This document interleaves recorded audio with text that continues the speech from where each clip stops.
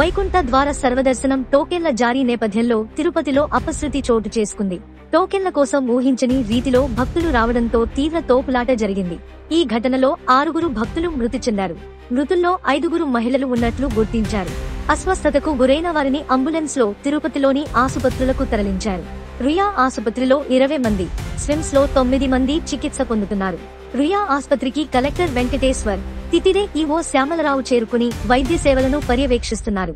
తిరుపతిలోని శ్రీనివాసం, సత్యనారాయణపురం, బైరాగిపట్టణ రామానాయుడు స్కూల్ వద్ద ఏర్పాటు చేసిన కేంద్రాల్లో భక్తుల మధ్య తోపులాట జరిగింది.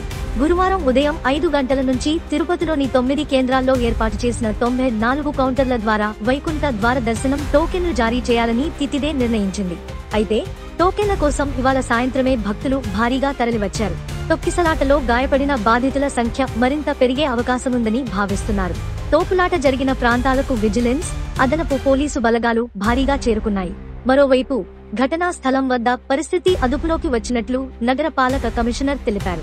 తిరుపతిలోని శ్రీనివాసం, సత్యనారాయణపురం, బైరాగిపట్టణ రామానాయుడు స్కూల్ వద్ద ఏర్పాటు చేసిన కేంద్రాల్లో భక్తుల మధ్య తోపులాట జరిగింది. గురువారం ఉదయం 5 గంటల నుంచి తిరుపతిలోని 9 కేంద్రాల్లో ఏర్పాటు చేసిన 94 కౌంటర్ల ద్వారా వైకుంఠ ద్వార దర్శనం టోకెన్లు జారీ చేయాలని తితిదే నిర్ణయించింది.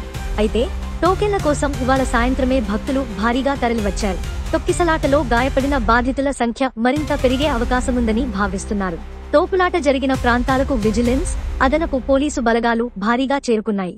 మరోవైపు ఘటనా స్థలం వద్ద పరిస్థితి అదుపులోకి వచ్చినట్లు నగర పాలక కమిషనర్ తెలిపారు.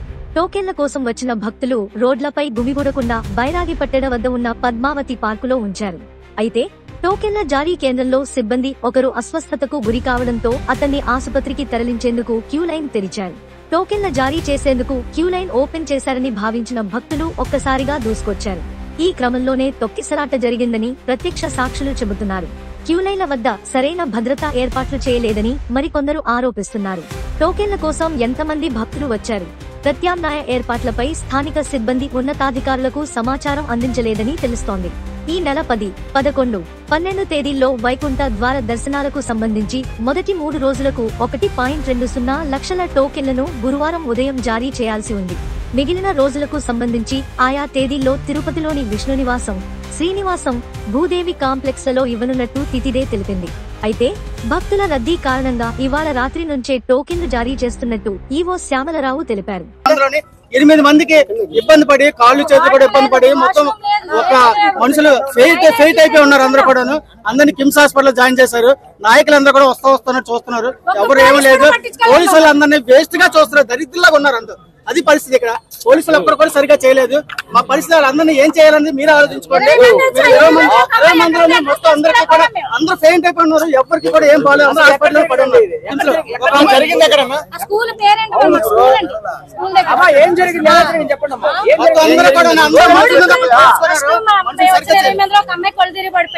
అమ్మాయితో పాటు కూడా ఒక్కళ్ళే పంపించారు.